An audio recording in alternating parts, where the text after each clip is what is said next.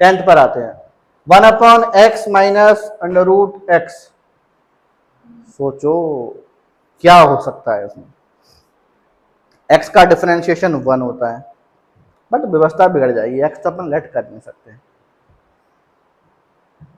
Root x का differentiation 1/√x होता है, 1/2 अंडर रूट एक्स। तो ये अपॉन में पल्ले नहीं पड़ रहा, कुछ नहीं, क्या कर सकते हैं सोच लेना। पुस्तक में लिया है क्वेश्चन, क्वेश्चन सॉल्व तो होगा, कर क्या सकते हैं, बस अब ये सोचना है। एक बात सोचो बेटा, अगर मैं इसमें ऐसे कर दूं तो तुम लोग मुझे बताना कि सर सही कर रहे हैं कि गलत कर रहे हैं ना। पहले क्वेश्चन को नोट करते हैं कि इंटीग्रेशन हमें निकालना किसका था, 1/x minus under root X dot dx। ठीक है, अब बात सुनो यार, एक बात बताओ मेरे को, 1 इन दोनों में से कुछ कॉमन आ रहा है? रूट एक्स कॉमन आ रहा है कॉमन कि नहीं आ रहा? क्योंकि जब मैं रूट एक्स कॉमन निकालूंगा दोनों में से, क्योंकि तुम 12th क्लास में आ चुके हो, तो मुझे लगता है कि इतना मुझे समझाने की जरूरत नहीं है तुम लोगों को। एक्स जो होता है बेटा वो root X dot root X होता है, तो रूट एक्स बाहर आएगा तो यहाँ क्या बचा, रूट एक्स माइनस, बचेगा कि नहीं बचेगा?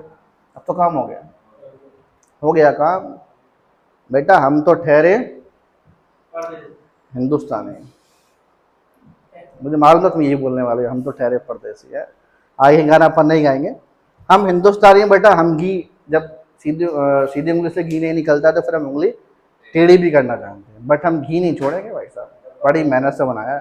ठीक है, तो यहाँ देखो अपन क्या लेट करने वाले हैं, put under root x minus 1, इस पूरे को बेटा टी लेट कर लेते हैं। हाँ, तो अंडर रूट एक्स माइनस 1, इसको मैंने क्या लेट किया, टी लेट कर लिया। तो हमारे पास यहाँ पर अब इसका जब मैं डिफरेंशिएशन करूंगा बेटा, तो अंडर रूट एक्स का आएगा 1/2 अंडर रूट एक्स, फिर 1 का तो खेल ही खत्म हो गया, और ये D T upon D x, D x बेटा यहाँ आ जाएगा। ठीक है, 2 को भी बेटा वहाँ ले जाओ, तो 1/√x dot D X two D T. हुआ कि नहीं हुआ? जरा बोर्ड पर देखो, जो क्वेश्चन लिखा हुआ था उसमें 1/√x dx कहीं लिखा है? 1/√x dx यही लिखा है, तो उसकी वैल्यू हट करके क्या आने वाला है, इतू सा 2 dt आने वाला है। तो जब इसको हम रीराइट करेंगे तो देयरफॉर जो इंटीग्रेशन था बिल्कुल भयानक राक्षस जैसा, बिल्कुल सुंदर सुशील बन चुका है, छोटा सा बन चुका है। 2 को बाहर लिख लो बेटा, अंदर बचा 1/t डॉट डी टी। लो 1/t क्या होता है, लॉग टी। आंसर आ गया, तो हम इसका बस आंसर लिखने वाले हैं यहाँ पर। अब हमारे पास यहाँ पर इंटीग्रेशन ऑफ 2 को तो बेटा बाहर छोड़ दिया, और ये हो जाएगा log mod t plus c, value put कर दो, टी की वैल्यू कितनी है, under root x minus 1 under root x minus 1 plus c, ये आंसर आ गया। एनी टाइप ऑफ समस्या, कोई दिक्कत तो नहीं इसमें, समझ में आ गया ना अच्छे से। 10वां क्वेश्चन भी हो गया, 11वां क्वेश्चन करते हैं। 11वें क्वेश्चन बेटा लिखा हुआ है x upon under root X plus 4। सोचो ना क्या कर सकते हैं इसमें आप, लेट ही कर सकते हैं, और क्या कर सकते हैं ना।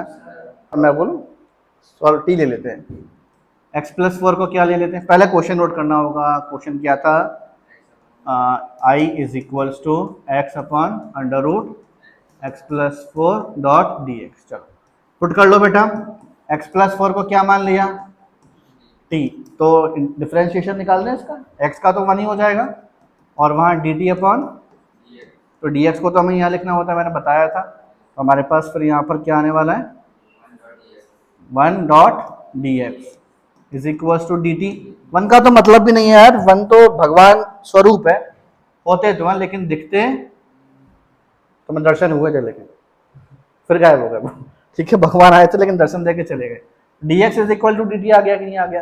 तो जो क्वेश्चन था, इस क्वेश्चन में आप dx की जगह पे क्या रखोगे, ठीक है, वेरी गुड। तो i इज इक्वल्स टू, यहाँ पर आप इसके जगह पर dx की जगह पर dt रख दिया। लो, इससे हमने कर क्या लिया, अंडर रूट एक्स प्लस 4 की जगह पे क्या रखोगे यार, ऊपर x रह गया, और ऐसा एक क्वेश्चन में और भी हुआ था, समझ में आ गया। तो हम यहाँ पर क्या करेंगे, यहाँ से जो हमने लेट किया इसी में से x की वैल्यू निकाल दो, तो x की वैल्यू कितनी आ जाएगा, t माइनस 4। समझ में आई कि नहीं आई? तो यहाँ पर हम x का क्या लेने वाले हैं, t माइनस 4। क्वेश्चन थोड़ा सा बड़ा है, ये वाला बड़ा क्यों है, देखो अब ये बेटा यहाँ t माइनस 4 लिया हमने, अब इस t को भी तो तोड़ोगे, t क्या बन जाएगा आपके पास, t की पावर 1/2 डॉट डी टी। अब ये टी इसके नीचे भी जाएगा, फिर ये टी उसके पास भी जाएगा, तो I is equals to integration of t, t 1/2 minus फिर इंटीग्रेशन ऑफ 4, यहाँ डी टी लिखी दो, डी टी, और यहाँ पर टी की पावर 1/2 डी टी।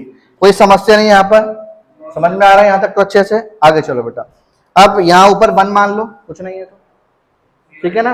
अब जब दो नंबर सेम डिवाइड में होते हैं ना तो पावर हमेशा माइनस होती है, तो 1 में से 1/2 को माइनस करोगे 1/2 बचेगा, तो integration I is equals to क्या बचा, टी की power 1/2 dot D T minus यहाँ क्या बच रहा बेटा, 4 को तो बाहर निकाल लो, 4 को बाहर निकालो, 4 इंटीग्रेशन ऑफ ये टी की पावर 1/2 ऊपर डिनोमिनेटर से न्यूमिनेटर में जब पहुंचेगा -1/2 डॉट, ये वाला लाइन समझ में आ गई, समझ में आ गई अच्छे से? आगे चलते हैं।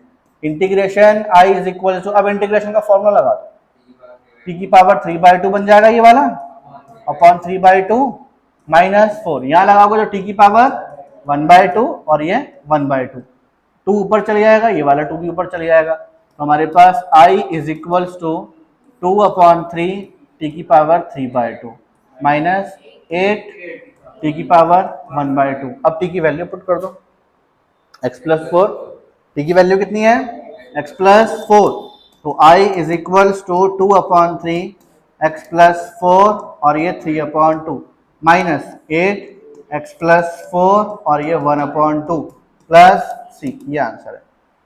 समझ में आ गया? सिंपल था ना, समझ में आ गया ना अच्छे से, कोई दिक्कत नहीं है, ठीक है। क्वेश्चन नंबर 12, क्या लेट करने वाले हैं इसमें,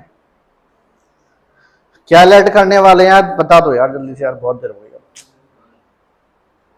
x³ -1 को लेट कर ले, अरे ब्रैकेट के अंदर जो दिख रहा है सबको लेट कर लो, क्या होगा पॉसिबल, गलत ही तो होगा भाई, गलत होगा कोई गोली थोड़ी मार जाएगा, हो गया गलत हो गया, चेक कर लेते एक बार करके बस।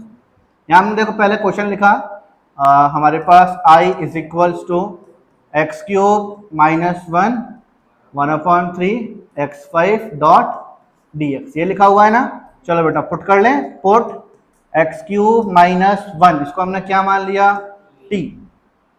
देखो बट मैं तुम्हें एक बात बताऊं बेटा, क्वेश्चन किया करो पुट करके, जो दिमाग में है ना लेट कर लिया करो, पुट कर लिया करो, एक बार गलत होगा 2 बार गलत होगा, लेकिन पता है मैं सिखा रहा हूँ, मेरे सिखाने से तुम जितना सीख रहे हो, खुद के गलत करने के बाद जो सही करना सीखोगे ना, उससे शायद रैपिड स्पीड में सीखोगे और जल्दी जल्दी सीख जाओगे, और वो तुम्हारा कॉन्सेप्ट जो स्ट्रॉन्ग होंगे बहुत अच्छे हो जाएंगे, वो तो जीवन भर की बेटा, ये मान लो LIC की पॉलिसी हो गई, जिंदगी के साथ भी, तो तुम्हारे साथ क्या होगा, क्लास 12th के साथ भी और क्लास 12th के बाद भी काम चलेगा इसका, ठीक है।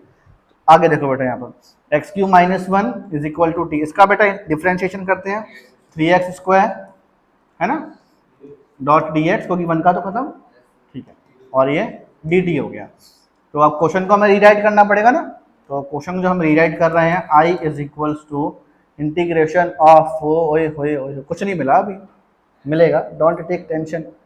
एक बात मुझे बताओ, इसको अभी अपन ने गोल आकार में बंद कर दिया है, ठीक है।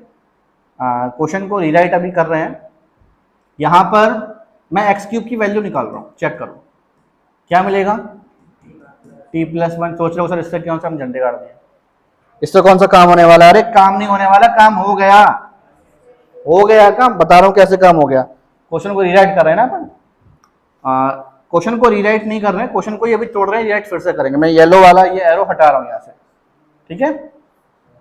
यहाँ पर अपन एक काम करते हैं, इतना अपन ने कर लिया, थोड़ा सा अपन स्पेस बना रहे हैं यहाँ पर,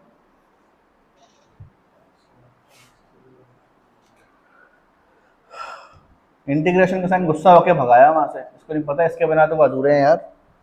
देखो इसको भी ले चलो ऊपर, तुम यहाँ आ जाओ, बहुत फड़फड़ा रहे हो।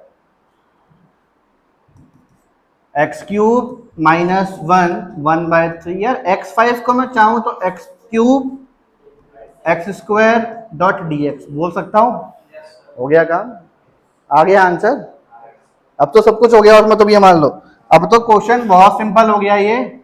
देखो कभी कभी दिमाग के घोड़े दौड़ाने पड़ते हैं, सब ये अपन ने दौड़ा है, अपन को अपना काम चलाना है, किसी को भी तोड़ो, किसी को भी मरोड़ो, किसी का भी टटुआ दबा दो, वो अपने को तो अपने से मतलब है भाई, ठीक है ना।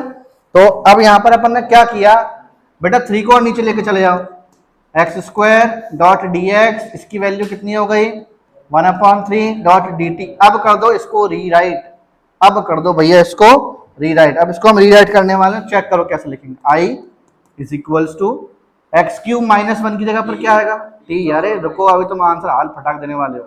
पावर 1/3, ठीक है। ये क्या लिखा हुआ है, रीराइट कर रहे हो ना, एक्स क्यूब की वैल्यू कितनी है 1 प्लस टी या T plus one. X square D x, इसकी वैल्यू कितनी है 1/3, बाहर ले लो, अंदर क्या बचा, लो हो गया पूरा क्वेश्चन टी की फॉर्म में, हो गया क्वेश्चन पूरा।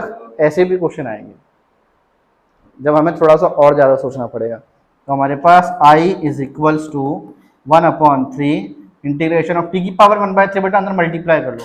टी की पावर 1/3 का 1 से करोगे तो टी की पावर 1/3 प्लस टी की पावर 1/3 का टी से करोगे तो 1/3 में प्लस 1 कर लो, 4/3 हो जाएगा, 4/3 और ये डी टी। अब तो आंसर आने वाला है, अब तो आने वाला है। थोड़ा सा महसूस हो रहा है कि आंसर आने वाला है, हम आंसर की ओर आगे बढ़ रहे हैं, है ना। क्या हो रहा है, क्या आ गया, अरे धौलपुर आ गया आंसर, ग्वालियर आने वाला है वो 1/3। अब हमारे पास यहाँ पर इंटीग्रेशन, डायरेक्ट इंटीग्रेशन निकाल देते हैं अपन, डायरेक्ट इंटीग्रेशन का साइन हटाओ, आंसर निकालो डायरेक्ट इसका। तो टी की पावर 4/3/4/3 प्लस, अब 4/3 में प्लस 1 फिर से कर दो, 7/3, ठीक है, प्लस सी। अब सुनो बेटा मेरी बात, i इज इक्वल्स टू, ये वाला 3 ऊपर जाएगा, टी के बगल में पहुंचेगा कि नहीं पहुंचेगा, पहुंचेगा ना। तो हमारे पास यहाँ पर क्या होगा, 1/3 को भी बाहर छोड़ दो, तो 3/4 और टी की पावर 4/3 प्लस 3/7 टी की पावर 7/3, है ना। यार मेरी बात सुनो, ऊपर से सिर्फ 3 कॉमन निकालो, कुछ कॉमन मत निकालो, सिर्फ ऊपर से 3 कॉमन निकालो। तो ऊपर से 3 कॉमन आ जाएगा, अंदर क्या बचा 1/4, इसको हम चाहे तो t/4 और ये 4/3 प्लस t 7/3/7 प्लस c, 3 से 3 डिशोम खत्म। t की वैल्यू कितनी थी x³ माइनस 1, तो integration i is equal to कितना आ गया x³ माइनस 1 4/3 प्लस 4, राइटिंग बहुत गंदी आ रही है यार, x³ minus 1 7/3 7 plus c, this is the answer, खत्म। ठीक है, समझ में आ गया सभी को अच्छे से, कोई दिक्कत नहीं है।